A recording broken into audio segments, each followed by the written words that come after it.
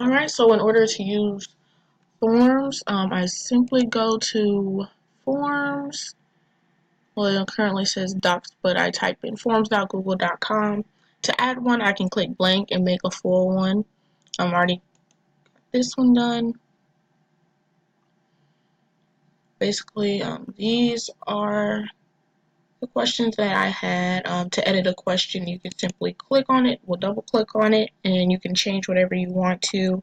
Um, Also in this area, you can change the type of question that it is.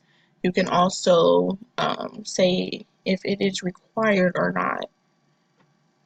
And then a way that it collects data, which I really like, are pie graphs and bar graphs.